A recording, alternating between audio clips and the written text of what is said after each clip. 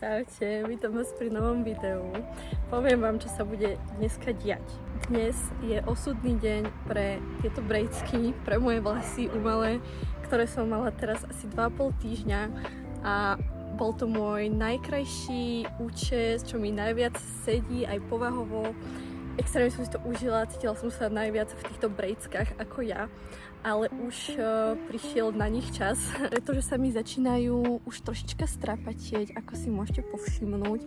Ja dneska inak som na záhrade, takže môžete počuť čvirikať vtačičky, auta tu chodia, užite si aspoň tých vtákov. Idem si teda tie vlasky dať dole, budem to robiť tak, že budem ich strihať nožnicami a postupne všetko rozplietať. A popri tom, aby to nebolo len také nudné, samozrejme budem niečo do toho rapotať, či už niečo random, čo mi napadne. Prípadne mám aj ešte nejaké otázky z NGL, čo mi zostali, na ktoré ste sa ma pýtali a to boli väčšinou témy cvičenie a piercing, takže aj k tomu sa pokúsim dostať. Vôbec teda neviem, že kde to mám odstrihnúť. Asi radšej to dám troška dlhšie, aby som si neocekla svoje vlasy. Takže ja si to takto nejak... To je strašné. Mne to je... Strašne mi to je ľúto, že to musím dať dole, lebo tie vlasy sú, že top. Fakt najlepší účes, aký som zatiaľ mala. A to viete, že ja som mala na hlave už fakt všetko. Bohužiaľ musia ísť dole, ale akože ešte sa určite chystám si nejaké copiky dať spraviť, možno také isté, možno nejaké podobné na tento štýl. Uvidíme, sama neviem. Normálne mi je z toho zle, že to musím dať dole, akože fakt na mňa nagrcanie, tak kokos. No strach. Čo si jebe? Asi, že umiem hlavu a myslím si, že za týždeň maximálne si to pojem zase dať na hlavu. Počúvajte, ja si otvorím takto otázky. Prvé také, čo mi tu padlo do oka, aby som rozobrala prvú návštevu u gynekologa, hej, prosím pekne, počúvajte. Ja nie som úplne zodpovedný človek v tomto, pretože ja som u gynekologa bola zatiaľ iba raz, mám 23 rokov a bola som tam, keď som mala 16. A to tiež iba kvôli tomu, že mala som frajera prvého, chcela som, aby mi predpísala gynekologička antikoncepciu. Ja som tam bola iba kvôli tomu a musím vám povedať, že to bolo najhoršie. Dobre, nie najhoršie, ale jedno z najhorších rozhodnutí, aké som v živote spravila. Pretože keby som vedela, že vedlejší účinok, teda jeden z nich, môže byť strata libida, tak v živote by som do toho nešla. Malo to akože obrovský vplyv u mňa na toto, že proste ja cítila som, úplne som sa prestala cítiť, keby vtedy nejak hot, alebo nejak príťažlivo, alebo keby úplne som stratila takú energiu, ktorú som dovtedy mala, takú ohnivú, takú vášnivú, fakt, že som sa chcela baviť predtým stále a všetko robiť. A potom, keby som úplne zlenivela, do toho som uhulila veľa trávy, akože neviem, či aj to mohlo mať vplyv, ale na tie hormóny malo obrovský vplyv tá antikoncepcia a úplne som stratila chuť, ty kokot, na sex a na nejakú tvorbu a bolo to fakt zlé. Ja som si to ale vtedy neuvedomila, ja som si to uvedomila možno po pár mesiacoch, hej, čo som to brala, potom som to proste vysadila, ale a keby furt to malo taký dôsledok, lebo ja keď som bola, že mladá, že fakt, že puberťačka, tak ja som mala akože chuť na sex veľkú a stále som chcela proste. Ale potom to úplne zo mňa keby opadlo a ja neviem, či to je aj vekom, že keď si proste, neviem, puberťak, tak máš tých hormónov a neviem čo, proste také je asi viacej, alebo čo. Či to je akože vekom, alebo je to vyložené kvôli tej antikoncepcii, ale myslím si, že to malo akože veľký dopad a v živote by som si to už nebrala. Taký bordel, čo to robí s telom, no hrúza, hej, akože tie vedľajšie účinky sú aj iné, samozrejme, to ešte aj horšie možno. Za mňa toto bolo teda fakt, že zlé. Myslím, že si sa pýtala možno kvôli tomu, že či to bolí alebo niečo. Absolútne neviem, ja som aj nevedela, že mi niečo robí, akože bola fakt, že jemná moja doktorka. A ja som vlastne odtedy u gynekologa nebola. Už sa to chystám napraviť a idem už teraz na začiatku júla, som objednaná na preventívku a chcem to asi už tak nejak asi riešiť, že preventívne ešte by som mohla sa dať skontrolovať. Lebo zase ja nemám akože nejak extra aktívny sexuálny život, skôr, že vôbec. A fakt si to mám pozor na partnerov. Snažím sa už vždycky aj spať tak s ochranou.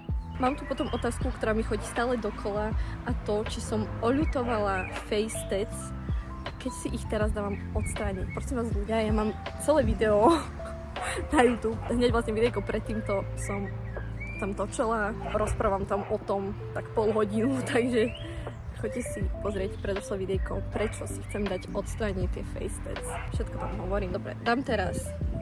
Mám tu otázku doplňovacú k jednej mojej odpovedi, ktorú už som dala na Instagram, a to je otázka, prečo ťa vyhodili zo školy. Ja som školu neznašala, nenavidela, ale akože mne to zožieralo dušu. To nebolo také, že vieš tam vydržať, ako ja neviem, niekto napríklad ako robot ide do roboty a hej, robota, ty kokot, a je tam a trpí tam, ale neviem, je taký, že nemá asi nejaké extra ciele v živote niečo dokázať, tak proste tam je a je tam a neznáša to. Ale ja by som to nevedela proste takto vydržať.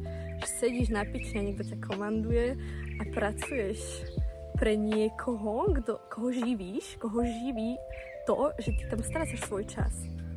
A medzi tým, čo strácaš potenciál na to si vytvoriť niečo vlastné, čo má každý jeden človek na svete, takúto príležitosť si niečo vlastné začať tvoriť v akomkoľvek odvetví. Mne to došlo už na tej škole, že mňa to nikam neposunie, to, čo som študovala, ma nebavilo, nechcela som tam byť, nebavilo ma chodiť do školy. Vrchol bol, že boli tam komunistické učiteľky, boli tam fakt akože normálne tak fašistický prístup, úplne čo ti jeba, ja som bola vtedy proste pánkač, úplne slobodná duša, víla, ty kokot, vieš, a chodila som stále niekde vonku, nechodila som do školy, nechodila som tam, nebavilo ma to, neznášala som to tam vôbec byť, počúvať celý ten skurvený systém, čo do teba jebú proste veci, čo v živote nebudeš potrebovať, čo ti jebe. Úplná strata času a jediné, čo vravím, že som mohla odísť proste skôr, keby som vedela, čomu sa chcem venovať, lebo samozrejme vtedy som nevedela. A to je presne to, že ty sa musíš dostať do tej pozície, že buď ťa, ja neviem, vyjebú z tej školy, alebo z roboty. A vtedy už akoby nemáš na výber, pokiaľ máš v sebe ten oheň, že áno, idem si tvoriť to, čo ja chcem a nebude ma nikto na svete nikdy obmedzovať. A všetko bude mať tak, ako si ja spravím. Tým pádom nado mnou nikto nemá kontrolu. Som si úplným svojím pánom seba, svojho času, svojho života, a to bolo presne to, čo som chcela a potrebovala už vtedy. V 18 alebo 19, keď ma vyjebali z tej školy, chvála Pánu Bohu, to bolo krásne, že to urobili. To bolo super, veľmi mi to pomohlo. Samozrejme, vtedy som to asi tak úplne nebrala, lebo ja som nevedela, čomu sa chcem venovať. A proste človek skúša a hľadá sa. Tiež som chodila na brigády a takéto veci, ale popri tom som už začala potom malovať. Otázka bola, prečo ma vyhodili? Vyhodili ma preto, lebo som tam nechodila. Nechodila som tam vôbec, úplne som jebala na nich. Prišla som tam, išla som sa namalovať na hajzel a odišla som. A išla som piť, alebo sa baviť, alebo spať domov, alebo sa prejsť niekde. A malo to pre mňa o mnoho väčší zmysel, než tam sedieť a hej, takže preto som tam nechodila, nezašla som tam. Poviem vám, že nemusela som tam tak zbytočne dlho trčať, mohla som odísť proste skôr, keby som vedela, čomu sa chcem venovať. Potom, jak ma vyhodili, tak mala som brigádu, to bola podmienka, že musím si teda nájsť robotu od rodičov, a robila som na zmrzline, potom som rozvážala bistro, čo to je moja srdcovka, ja to milujem akože robiť kurierku. Ešte občas, keď sa nudím, keď mám veľa voľného času, tak ja sa stále ešte zapnem a idem napríklad rozvážať, lebo mňa to baví, ja tam milujem tú robotu, že proste vozíš sa v aute, robíš ľuďom radosť tým, že im donesieš jedlo a počúvaš hudbu, úplne bomby a vozíš sa v aute, že ti jebe a platia ti za to. jeme ti. Však to je úplne luxus robota. Môžem sa zapnúť, kedy chcem, keď nechcem, nemusím pol roka pracovať. Nikto ma nestraží, nekontroluje. Keď aj mám napríklad šichtu, tak nemusím na ňu ísť. Proste, chápeš, máš to piči, robíš si čo chceš. Takže preto som si ja potom vybrala túto brigádu. A popri tom, ja som vtedy už nejak, fakt, že asi v 19 začala robiť alebo malovať custom oblečenie. To som mala normálne takú, že značku a celkom mi to išlo. Strašne mi to robilo radosť, že keď niekomu sa to páčilo. Aj oni mali potom radosť, že to môžu nosiť. Ono vlastne to oblečenie je špecifické tým, že je to len jeden jediný kus, úplný, absolútny originál a nikto iný na svete taký nemá. Takže to je akoby tá hlavná myšlienka tých customov. Potom som začala maľovať obrazy a akože medzi tým som teda pichala piercingy a ja idem sa k tomu dostať, lebo na tie piercingy som mala teda veľa otázok. Od koľkých rokov robíš helix? Prvé piercingy začala robiť, keď som mala asi 14. Tam som urobila aj nejaký prvý handpoke, sama sebe, aj kamarátom potom a tak. A tie piercingy som teda tiež začala robiť 14, sama sebe, kamarátom, kamarátkám a s tým som vlastne začala. Čiže tam som si akéby začala už robiť nejakú prax. Rokmi proste, to už proste vieš, čo máš robiť. Hej, ty sa pozrieš na človeka a presne vieš, aký piercing sa mu hodí, kam presne to pichnúť a tak ďalej. To si potom študuješ, robím piercingy od 14. Prosím pekne, dobre? Povedzte mi, že to nie je moje poslanie. Alebo to umenie, hej. To mám od malička. Od malička som malovala. Počujete, ja som sa presunula dovnútra, lebo už mi tam bolo strašné teplo. Pokračujeme teda v otázkach k tým piercingom. Čauko, sú také piercingy, čo nerobíš alebo neodporúčaš? Takto, nerobím lica, nerobím jazyk, ten veľmi často odo mňa niekto chce. V živote som to nepichala, ani to robiť nebudem, pretože s tým nemám skúsenosť, nechcem mi to učiť. Jazyk je veľmi nachylný na poškodenia a môžete si proste poškodiť nejaký nerv. Je to akože celkom nebezpečné píchať, takže kvôli tomu ja jazyk vôbec nerobím, ani som to v živote nerobila, ani nebudem. Ani vám to asi neodporúčam si to dávať, lebo akože hojenie je tiež úlet celkom pri tom jazyku. Líca v podstate asi to isté. A ešte nerobím intim. Hej, takže žiadne intimné, nebudem ti chytať plesnivý kokot škaredý, nejakému slizniakovi, čo ti jebe, fuj. Takže to nerobím a tiež to v živote nebudem robiť. Ani keby mi ty kokot mal niekto dať takto 1 000 000 do ruky. Choď do piče. Úplne vyjebaný uchylak. Chcela by som v budúcnosti píchať piercingy. Chcem sa spýtať, ako si sa k tomu dostala, ako dlho to robíš. Takže to už som v podstate na to odpovedala, že od 14 a ako začať. Ak si nemala také rebelské puberťactvo ako ja, tak neviem, choď asi na kurz. Choď na kurz.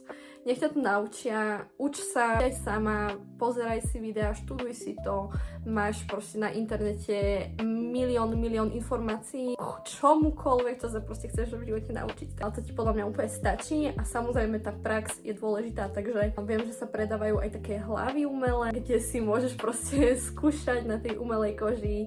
Normálne máš umelý ksicht a umelý nos a originál si tam môžeš proste robiť piercingy, takže určite si píchaj piercingy, proste to rob, nepýtaj sa a rob to a nestrácaj čas zbytočne s kokotinami, s otázkami a choď to robiť. Sorry, že sa furt dívam na seba, ja ešte som si úplne nezvykla na to točenie videí, ale budem sa snažiť pozerať sa na vás do kamery, nie na seba. Ja sa polepším v budúcnosti, dobre? Teraz sa už presunieme k otázkam ohľadne fitka, gymu. Bolo ich tam teda veľa. Aj mi jedna klientka hovorila osobne, že teda by ju takéto nejaké videjko zaujímalo. A ja vám teda poviem, čo robím ja, ako cvičím ja, ako ja jem. Nejakú možno moju story ohľadom cvičenia, ohľadom jedenia, pretože ja napríklad celý život mám strach z toho, že budem tučná.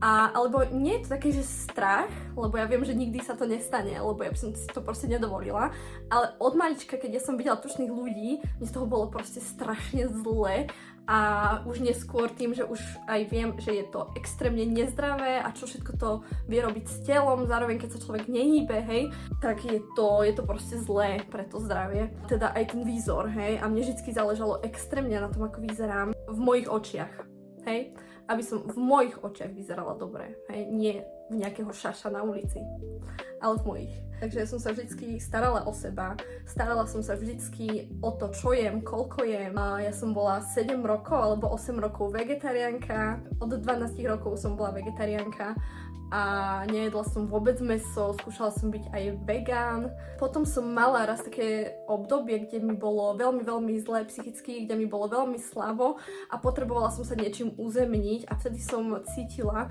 že potrebujem aj tú mäsovú stravu. Takže potom som po toľkých rokoch prestala byť vegetariánkou a začala som jesť v podstate čokoľvek, čo mama akoby navarila. Dovtedy som si varila viac menej často aj sama. Prestala som teda byť vegetariánkou kvôli tomu, že som sa cítila v ten moment, v to časové obdobie, čo som mala asi 19-20 rokov, to bolo najhoršie obdobie môjho života, ktorým som si prešla, pretože sa mi proste vtedy niečo udialo, za čo si môžem teda aj sama, ale bolo to zlé a potrebovala som nejak sa uzemniť a veľmi zúfalo som sa potrebovala uzemniť, pretože to, čo mi bolo úplne mimo reality a vôbec mi nebolo dobré. Keď som mala len malinký náznak, že niečo mi pomôže sa uzemniť, tak som sa proste toho chytila a práve vtedy som cítila, že aj to mäso, a keby som potrebovala sa dostať viac do svojho tela a nie si toľko ulietať. Takže ja som z tohto dôvodu začala potom znovu jesť mäso. Už mi to tak nejak zostalo, ja som potom ešte sa snažila byť akože vegetarián, ale už mi to tak nešlo, už som nemala taký zápal pre to, ale akože hovorím si, že za tých x rokov, čo som vegetariánka bola, som určite zachránila nejeden život a myslím si, že niekoľko zvierat vďaka mne netrpelo, aspoň v ten čas. Úplne som odbočila, lebo otázka bola ohľadom cvičenia, ale myslím si, že však ono to celkom ide ruka v ruke, hej, strava a cvičenie. Počúvaj, ja sa hýbem v podstate celý život, hej, furt niečo robím. Keď som mala 18, necvičila som, chodila som na prechádzky, ale to bolo každý deň a zobrala som nejakého kamaráta a my sme sa prechádzali od rána do večera, ešte aj v noci, hej, a napríklad sme popri tom pili alebo hulili, hej, ale boli sme často aj triezví. Takže ja som toho pohybu mala fúre keby veľa. A to bolo inak presne to, čo som robila namiesto školy. Išla som sa prechádzať, išla som von, išla som pozorovať proste prírodu, lebo ja som cítila, že mne to dá miliónnásobne viac, než nejaká piča v škole proste. Chápeš? To tam sa nedalo byť. Nedalo. Ako dlho chodíš do fitka? Do fitka, do gymu chodím od minulého roka, čo je 25 august. Od začiatku augusta som začala chodiť do fitka. Zobral ma tam môj priateľ, ktorého som vtedy mala. Jak fun fact, ja som v živote mala iba 2 frajerov. Akože taký, že reálny vzťah som mala 2. A prvého som mala, čo som hovorila, že keď som chodila na tú gynekológiu, keď som bola tam prvý raz, vtedy som mala prvého frajera, to bolo od 15 asi do 17. A potom som 4 roky nemala, že nič, žiaden vzťah. A pretože som sa venovala úplne iným veciam a absolútne som to nemala ani v úvahe, alebo respektíve ani mi neprišiel nejaký normálny partner do života. A potom som si zmanifestovala môjho bývalého priateľa minulý rok, s ktorým som teda bola 3 mesiace. Bol to krátky vzťah, ale bol krásny. Cením si všetko, čo sa tam vtedy akože stalo, pretože konečne som si zmanifestovala mojou energiou partnera, ktorý bol ku mne dobrý. Konečne vtedy a mne to úplne vtedy dalo zase takú vieru, že ľudia vedia byť aj dobrí, keď aj ja som dobrá, keď sa otvorím. A úplne som si pritiahla soulmate vtedy, len proste z nejakých okolností to keby nevydržalo dlhšie. Možno aj preto, že už som keby asi ani nechcela mať ten vzťah proste z nejakých dôvodov. A zase keď som o niečom inom, počúvajte, on ma naučil cvičiť. takže zobral ma do gymu, hej, lebo ja som cvičila predtým akože doma, ale vieš, doma v živote nebudeš cvičiť tak ako vo fitku, nikdy. Proste tam ideš, tam sú ľudia, ktorí vyzerajú, že po piči a to je taká motivácia, že proste chceš vyzerať dobre, zároveň po prvých mesiacoch vidieš výsledky. Ja som videla prvé výsledky hneď, ale akože mne jebalo, ja som bola 2 razy cvičiť a ja som sa obzerala pred zrkadlom, že čo tiebe, že aká som raketa.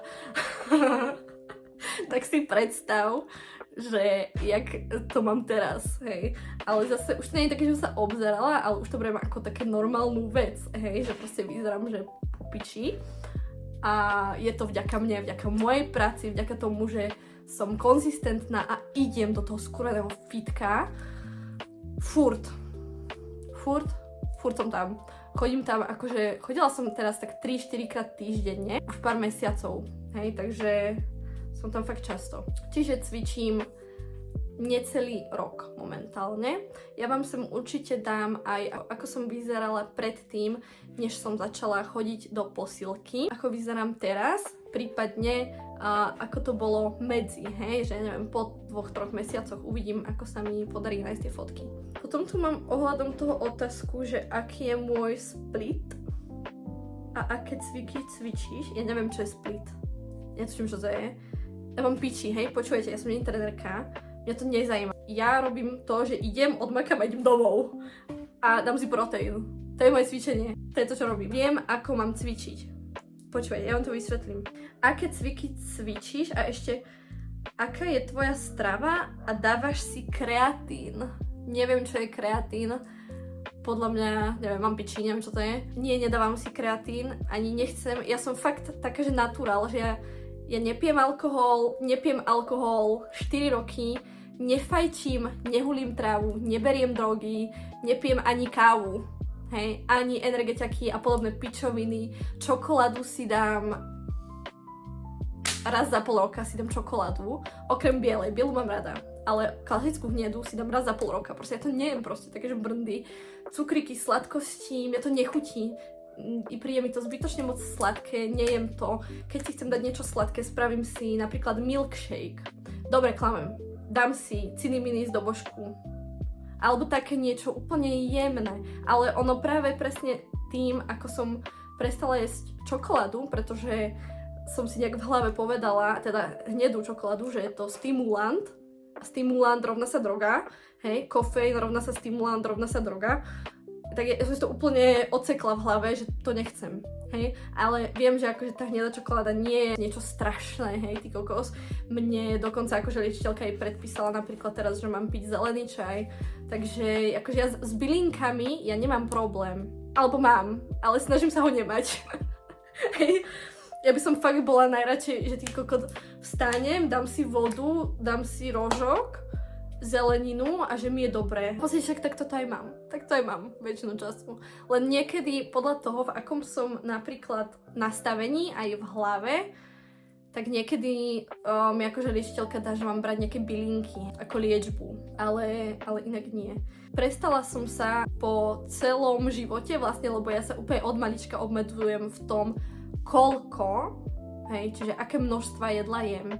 A vždycky som jedla málo, úplne málo, hocikedy hladovka, hocikedy týždeň proste neješ, hej, iba toľko, aby si prežil, aby si niečo do seba dal, aby ti nebolo úplne zlé. Hocikedy som to takto mala, celý život. A odkedy ja teda cvičím skoro rok, tak som takéto stavy alebo takúto potrebu nemala, pretože som si nejako v hlave uvedomila, že potrebujem jesť, aby mi tá riť z niečoho rastla. Takže jem teraz stále malé porcie, ja nejem veľa, ale jem ako keby viacej, než som zvykla, čiže už mi tá riť má z čoho aspoň rásť. A mám extrémnu fóbiu z toho, že by mi narastlo brucho alebo že by mi narastli ruky, takže keď ja vidím, že sa akoby začínam zaokrúhlovať aj na tých vodných partiách, tak zase to stopnem, že proste nie, ja nebudem sa prežierať, hej, napríklad. A mám akoby takú slabšiu dietku, hej, že proste fakt, že mini porcie, zdravé jedlá a tak. Ale vždycky dodržiavam proteín. A ja vám to vysvetlím pre tých, ktorí neviete, prečo je napríklad proteín dôležitý pri cvičení, lebo ja som to nevedela, keď som začínala cvičiť, ale v podstate pochopila som to tak, laicky, veľmi laicky povedané, že keď cvičíš a dvíhaš váhy, tak sa ti poškodzujú alebo natrhávajú svaly a potrebuješ keby ten priestor zaplniť práve tou bielkovinou, ktorá je stavebná jednotka svalu. Čiže cvičíš, dáš si proteín a tá diera sa ti zaplní tou bielkovinou, takže rastie ti sval. Hej, takto to ja chápem. Príklad, hej, vstanem, dám si proteínový shake, hej, dám si proste proteín s mliekom, idem cvičiť váhy, prídem domov, dám si znova proteín a niečo malé napríklad zjem k tomu. Tým pádom mám akéby vyriešené bielkoviny. Snažím si ja na moju váhu dávať 100 gramov bielkovín v deň, keď cvičím. Hej, potom keď napríklad necvičím nejaký deň, tak to tak nehrotím. Akože dám si vajíčka, alebo ja neviem, tvároh, alebo ten proteín, hej, že niečo si keby doplním, alebo mäso. Chodím teda okrem nejakých výnimiek, teraz som napríklad mala taký týždeň, že úplne iné veci som riešila a necítila som sa predtým moc úplne dobre, tak som nechodila teraz asi týždeň alebo tak do gymu, aj auto sa mi pokazalo a niečo tam musím riešiť. Ale keď je všetko v poriadku, keď sa cítim dobre a mám čas, tak chodím 3-4 krát do týždňa do fitka, vždy, stále. K tej otázke, že aké robím cviky, tak robím všetko na zadok, robím abdukcie, hej, abdukcie si dám si hip thrusty, dám si leg press sa snažím robiť tak, že si dáš tie nohy tak naširoko a tlačíš akéby do päty, takže cítiš viacej zadné stehna a zadok. Niekedy si dám kickbacky, inak aj na tých abdukciách záleží v akej polohe si, ja si striedam 3 polohy a to takú, že sa dám úplne tak do predklonu, alebo si dám akéby zase riť, takže dopredu, alebo sa nepredkláňam, že neopieram sa o to, ale iba sa tak chytím a iba takto som. Hej, no proste striedam si tie polohy a zapájaš keby vždycky inú časť toho zadku. To isté pri kickbackoch, to isté pri leg presse, niekedy vieš cítiť viacej predné stehná a ja ale vždycky cvičím tak, aby som cítila zadné stehná a riť. K tomu si potom idem dať, ja neviem, pár akože sklapačiek na brucho. Úplne minimálne doplnkovo si dám chrbát, ruky, ale to je fakt, že mini. To je, že nič. Hej, to je úplne mini. S malinkými váhami, pretože nechcem, aby mi vrch rastol, ale iba aby bol taký, že mierne vyrysovaný, ale stále ženský. Ja už som teda odpovedala na všetky vaše otázky, ktoré ste mi na NGL písali. Ja som vám vďačná, ďakujem teda za to, že sa zaujímate. Dúfam, že ste si niečo teda z tohto môjho rozprávania zobrali. Si idem teda ešte tie vlásky dať dole a umyť si ich a potom sa vám ešte ozvem. Dívejte sa, čo mám na hlave. To je šok.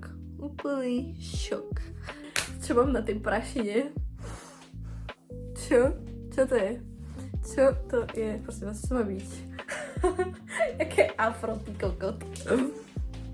Nie je také zle, čo? Keď som mala kokos 15, tak som strašne chcela mať takéto vlasy. Že permanentne. Ale chvála Bohu, že nemám. Ja idem si spraviť asi že pár fotiek, lebo fakt nemám každý deň takýto účes. Takže idem sa odfotkovať a pôjdem si to dať dole. Ešte som chcela ukázať, že aký bordel, respektíve koľko tých vlasov som mala na hlave. Dobre. Je to dostatok. Dívej sa, čo som mala na gibuli. Toto som mala na hlave. Mne teda ešte bolo povedané, že si ich predtým, ako si ich pôjdem umyť, mám rozčesať poriadne, lebo potom to môže byť problém. Tak idem sa ešte učesať. Tak dlho som nemala hrebeň v ruke, že som aj zabudla, že kde je. A ako sa vôbec drží, hej. Ale ideme si to skúsiť takto. Rozčesať, ty kokot. Asi by som mala prestať natáčať, lebo... Čo si kokot? Dívej sa na ten objem. Akože viac sa mi to ľúbilo nerozčesané a vždycky podľa mňa kudroninky vyzerajú lepšie nerozčesané. A také vlažné, vlhké, ale musím to urobiť. Idem to aj dať rovno potom dole.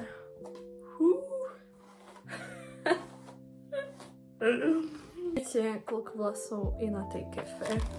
Toto je normálne, že je tam toľkoto vlasov, pretože máš pár týždňov proste vlasy zapletené v sebe a každý deň nám nejaké vlasy padajú. A tým, že sú zapletené, tak sa nemajú ako dostať von. Takže potom, keď sa češete, tak to vyzerá následne, hej, ale je to teda normálne. Hlasím sa vám s umytými vlasmi.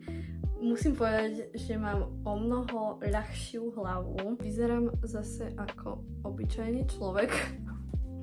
Úplne sa cítim, jak keby zo mňa taká tá sexy, taká energická energia zo mňa odišla.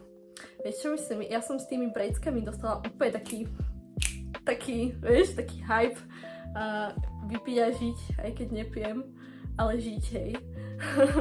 Príde mi, ako by teraz malo znova prísť nejaké obdobie, kde sa možno viacej skľudním, ale to ani Boh nevie. Takže to len taký môj pocit. Uvidím ja teda ešte, či sa k tým vlaskom vrátim, niekedy určite, ale momentálne si chcem dať od toho na nejaký čas pauzu. Každopádne ja vám ďakujem, že ste sledovali toto video. Ďakujem vám za otázky, ktoré ste sa pýtali, za to, že ste tak zvedaví. A ja verím, že vám toto video niečo prinieslo, že vás možno zabavilo. Budem ja veľmi vďačná, ak sa mi vy odvďačíte lajkom, odberom, nejakým pekným komentárom. Prípadne sa môžete aj vy vyjadriť k nejakým témam, ktoré sme rozoberali. Dajte mi vedieť, či chcete nejaké ďalšie video a budem sa na vás ešte tešiť. Ahojte.